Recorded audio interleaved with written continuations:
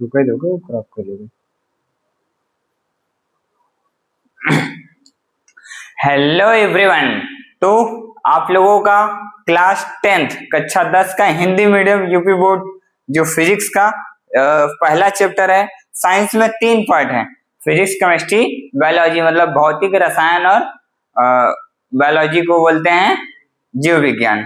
ठीक, तो इसके हिसाब से आपका फिजिक्स यानी कि भौतिकी का पहला चैप्टर प्रकाश का परावर्तन तथा अपवर्तन आज स्टार्ट करेंगे। ठीक, तो बिना टाइम वेस्ट किए स्टार्ट करते हैं, देखते हैं। देखिए, तो पहले बात जो चैप्टर का हमारा नाम है पहले उसको समझ लेते हैं।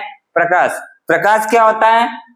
प्रकाश ऊर्जा का वह रूप है जिसकी सहायता से हमें वस्तुएं दिखाई देती हैं तथा यह विद्युत चुंबकीय तरंगों के रूप में संचारित होती है। इसका मतलब ये है कि हमारे हाथ में ये जो पेन है, ये टी शर्ट है, कुछ भी आपको जो दिखाई दे रहा है, क्यों दिखाई दे रहा है? क्योंकि इसमें प्रकाश पड़ रहा है। अगर यहाँ पे प्रकाश नहीं आएगा तो ये सारी चीजें हमें नहीं दिखाई देंगी। तो प्रकाश ऊर्जा का एक रूप है, वो रूप है, वो दूसरा अलग चीज है, वो माध्यम है या एक रूप है, ऊर्जा की तरह है। उसकी सहायता लेके, उसकी बस हम हेल्प लेते हैं, जिसकी हेल्प से हम ये सारी चीजें क्या कर सकते हैं? देख सकते हैं। ठीक, और प्रकाश का जो होता है चुंबकीय तरंगों के रूप में संचारित होता है। मतलब इसका मतलब यह है कि प्रकाश जो है अगर यहाँ से वहां जाना हो, प्रकाश को यहाँ से वहां जाना हो तो एक जगह से दूसरी जगह कैसे संचारित होगी, कैसे जाएगी? तो चुंबकीय तरंगों के रूप में क्या होती है? संचारित होती है। आई बात समझ में? ठीक, ये हो गया हमारा प्रकाश। और इसमें 1 मिनट कलर चेंज कर लेते हैं। कलर चलिए ये रख लेते हैं। तो ये होती है प्रकाश का डिफिनेशन हो गया। ठीक, इसमें इंपॉर्टेंट ये संचारित होता है चुंबकीय तरंगों के रूप में और वस्तुएं दिखाई देती हैं। और ये क्या होता है? ऊर्जा का वह रूप। ठीक, तो ये इसके की पॉइंट्स हैं, यानी कि इस टॉपिक से यहाँ से याद करना है।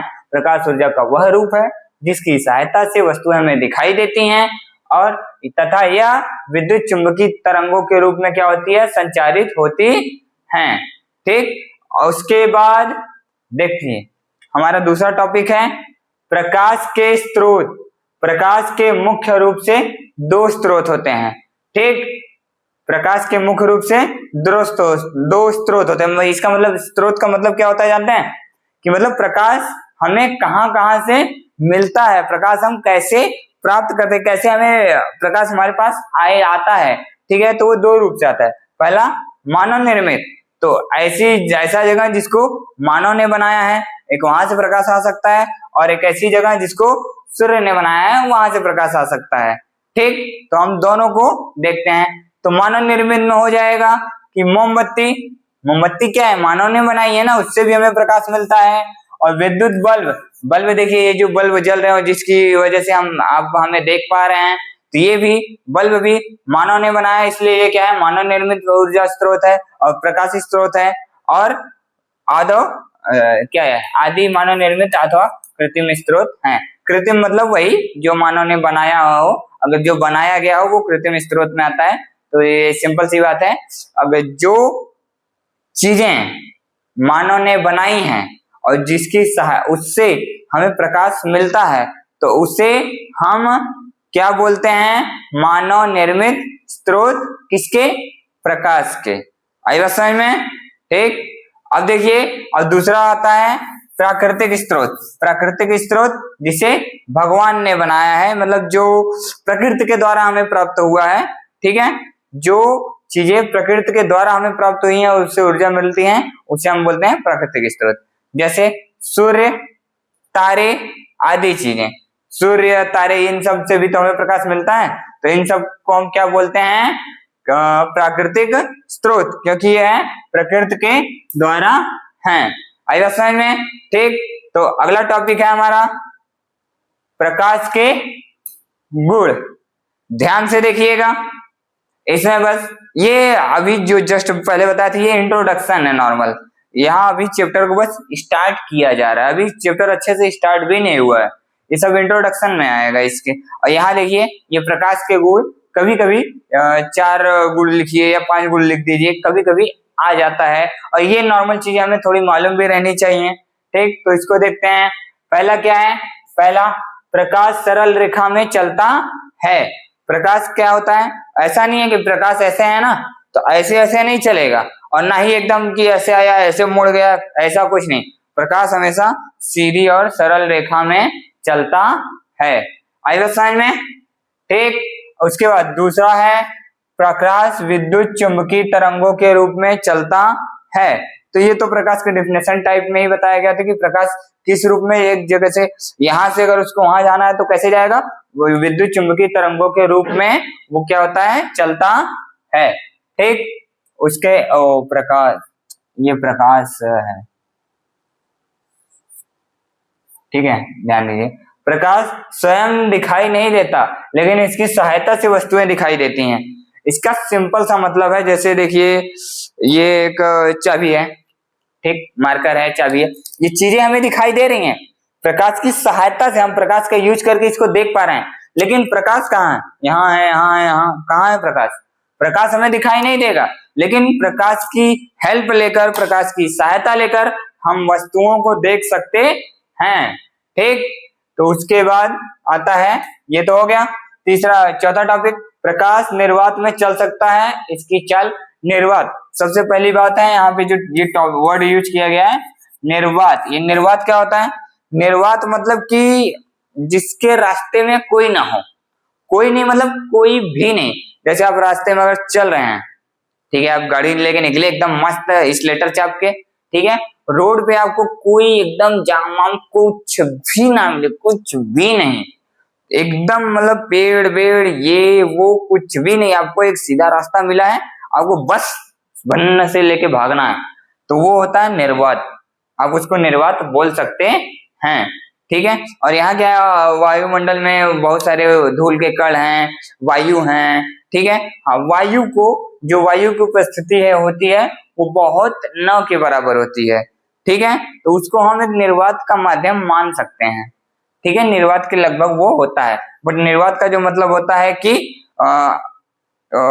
लगभग लगभग हम बोले कि एकदम इक्वल मान सकते हैं। निर्वात यानी कि जो वायु में प्रकाश की चाल, जो वायु में चल रहा है प्रकाश जिस स्पीड से चल रहा है, ठीक है, तो कितनी स्पीड से चल रहा है? 3 गुणे 10, हाँ ये 10 के पावर 8 रहेगा, ठीक है, 3 गुणे 10 के पावर 8 मीटर प्रति सेकेंड होती है। ठीक है, अगर इसको जो पावर 8 है उसको सीधा करेंगे तो इसको हम लिख सकते हैं कि 3 लाख किलोमीटर प्रति, सॉरी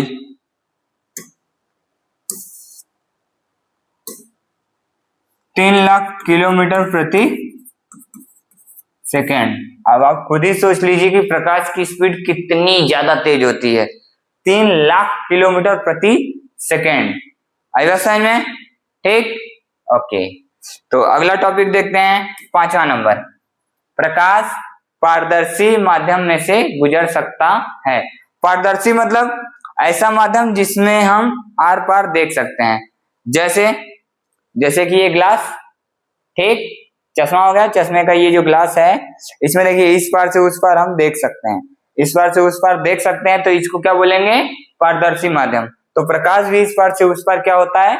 जा सकता है। आई बात समझ में? ठीक, ओके, और परंतु अपारदर्शी माध्यम में से नहीं गुजर सकता, जैसे कि ये, इसमें देखिए हम इस पार से उस पार नहीं देख पाएंगे, और प्रकाश भी इस पार से उस पार क्या हो जाएगा? इस पार से उस पार नहीं देख पाएंगे, तो ये क्या है? अपारदर्शी माध्यम है, अपारदर्शी माध्यम है। और उसके बाद ये क्या होता है? इसमें से प्रकाश भी इस पार से उस पार नहीं जा सकता है, यही बस बताया जा रहा है। ठीक, उसके बाद है 6वां नंबर, चमकदार तलों पर प्रकाश का परावर्तन होता है।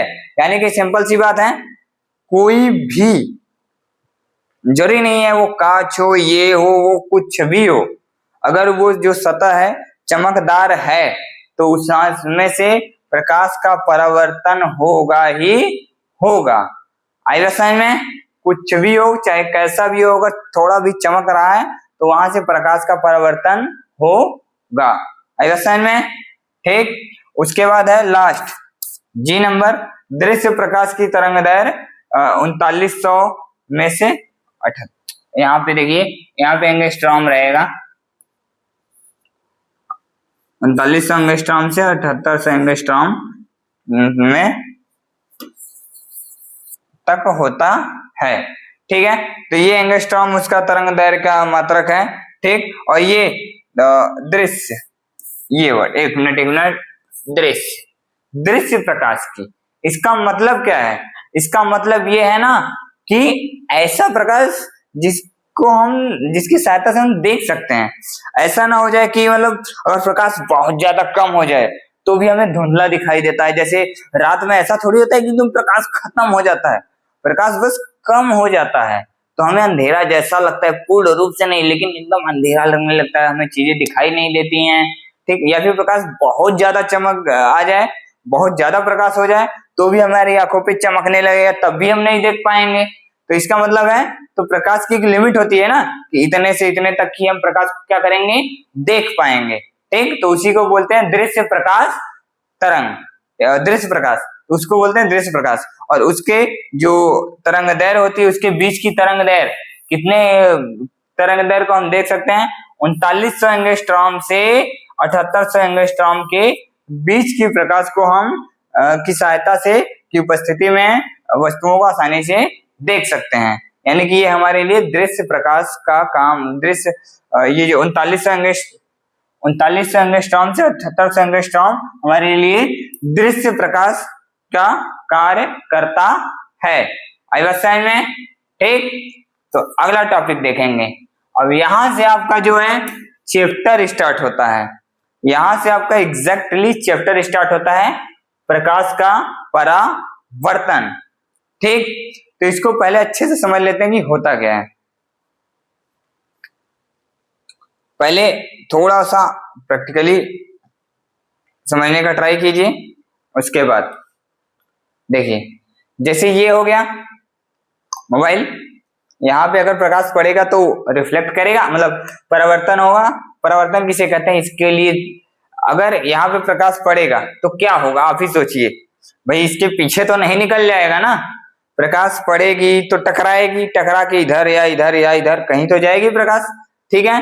तो वही बात है कि प्रकाश ऐसे आई और टकराने के बाद जिधर से प्रकाश आई थी, देखिए ये लाइन है, ये लाइन, ये तल दिखाई दे रहा है ना, ये वाला, यहाँ मोबाइल रखे हैं, प्रकाश क्या हो रही है, इसके राइट साइड से आ रही है, दाहिने साइड से, तो प्रकाश उस साइड से आई है और प्रकाश जिधर से आई टकराने के बाद उधर ही वापस चली गई, ऐसे आई और टकरा के ऐसे, तो उधर ही साइड, दाहिने साइड ही वापस गई ना।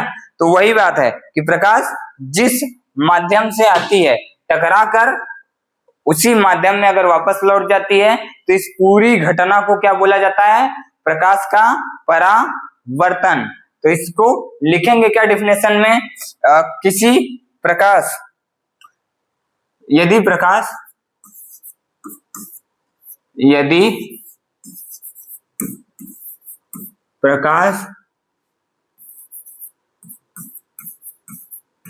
किसी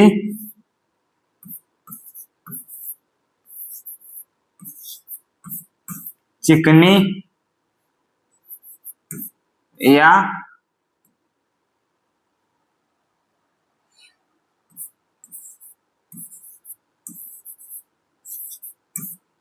चमकदार सतह से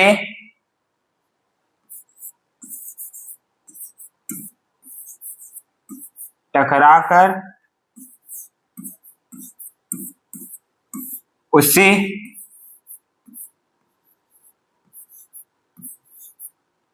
माध्यम में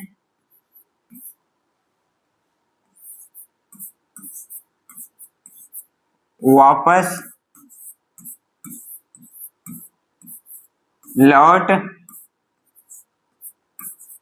जाता है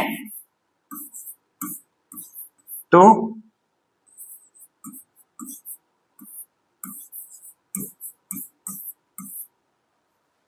यहाँ पे पूरी लिखना जरूरी नहीं है। तो इस घटना को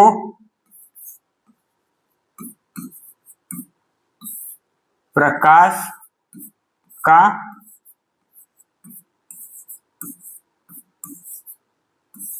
परावर्तन कहते हैं। ठीक, इस घटना को प्रकाश का परावर्तन कहते हैं। अब इसको यहाँ पे देखिए, जैसे यहाँ पे ये है, अरे यार तुम हट जाओ, शुरू से बनाते हैं। ठीक,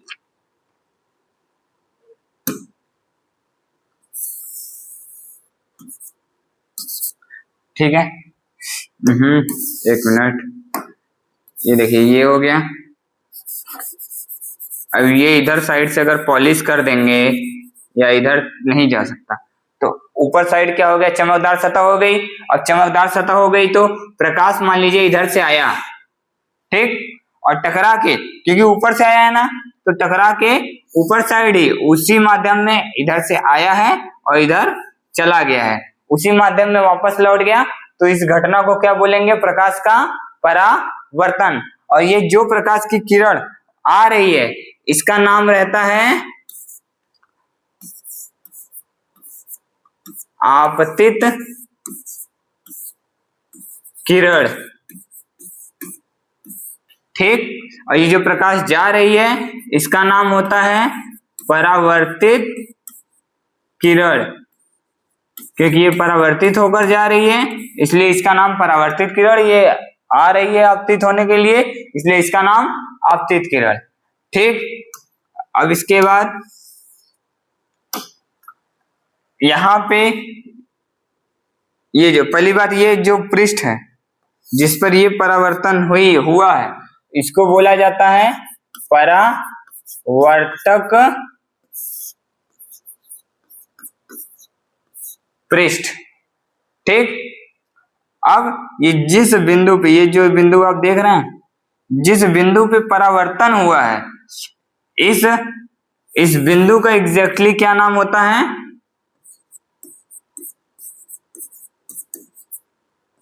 परावर्तन, सॉरी, इस प्रकार आपतन बिंदु।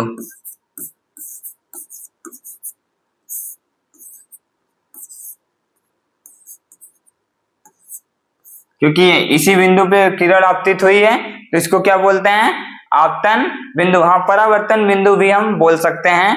ठीक, ओके, परावर्तन बिंदु भी बोल सकते हैं, या फिर इससे आपतित हुई है इसलिए इसको आपतन बिंदु। ठीक है, ओके। अब इसके बाद यहाँ पे एक चीज ऐसी होती है, क्योंकि ये ऐसा है ना, यहाँ पे अब इसके ये जो ये पृष्ठ है इसके जस्ट 90 डिग्री पे, इसी बिंदु पे 90 डिग्री पे एक लाइन बनेगी। ये क्या होता है, अभिलंब। ये होता है अभिलंब। और इसी आपतित किरण और अभिलंब के बीच के कोण को क्या बोलते हैं, आई से दर्शाते हैं, और इसे बोलते हैं आपतन कोण। आपतन कोण। और अभिलंब और परावर्तित किरण के बीच के कोण को आर से दर्शाते हैं, स्मॉल आर से, और इसे बोलते हैं परावर्तन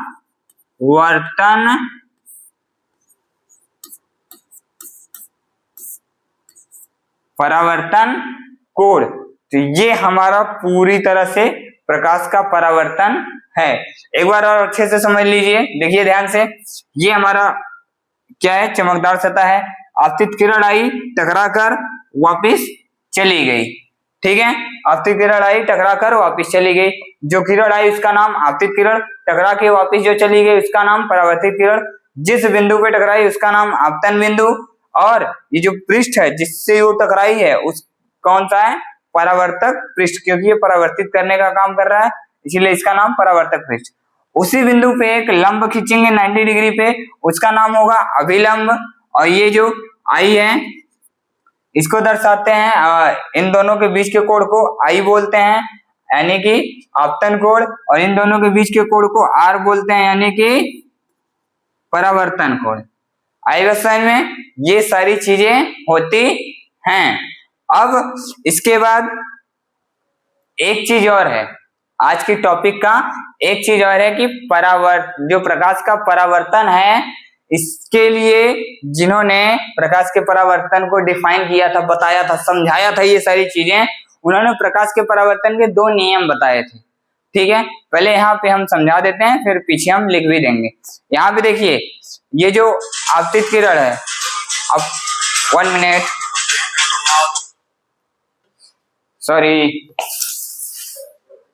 ठीक है, तो ये जो आपतित किरण है, अपवर्तित किरण और ये अभिलंब, देखिए ध्यान से देखिएगा, ध्यान से, आपतित किरण, परावर्तित किरण, अभिलंब, ये इसी वाली प्लेन में है, तो इसी वाले प्लेन में है कि नहीं, एक ही प्लेन में है, ठीक, तो इसको क्या बोला जाता है, यही पहला नियम यही है कि आपतित किरण, परावर्तित किरण तथा आपतन बिंदु पे खींचा गया अभिलंब, तीनों क्या होते हैं, एक ही तल में होते हैं। ठीक, ओके। उसके बाद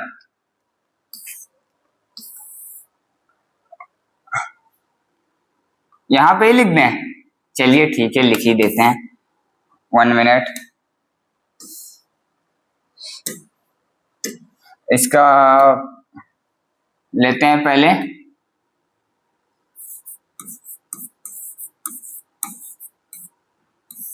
परावर्तन के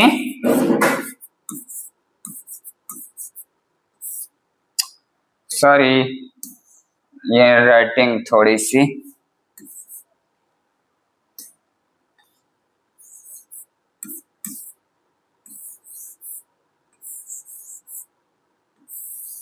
परावर्तन के नियम, ठीक है। तो पहला नियम क्या है हमारा कि आपतित किरण, तो लिख देते हैं, जैसे आपको समझाया वैसे लिखना भी है, आपतित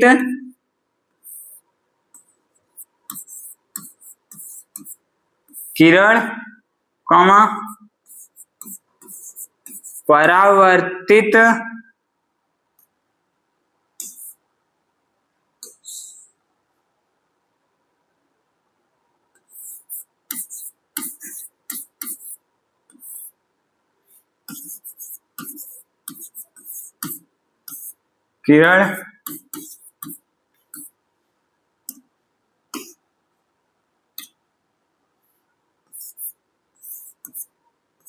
किरण तथा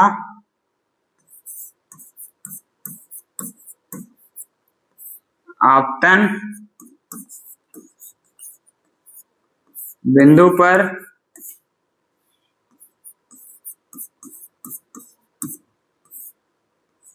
खींचा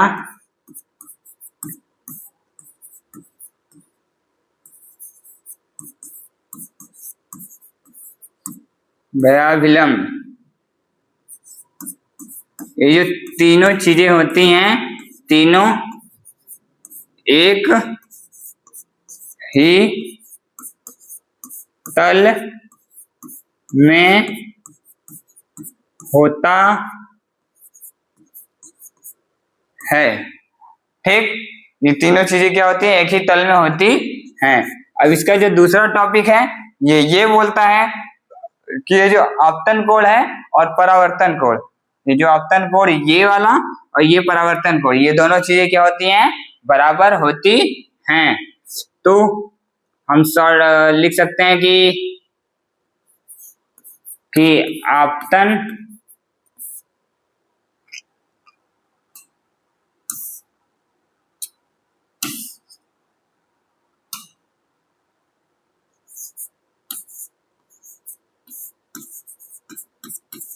आपतन कोण तथा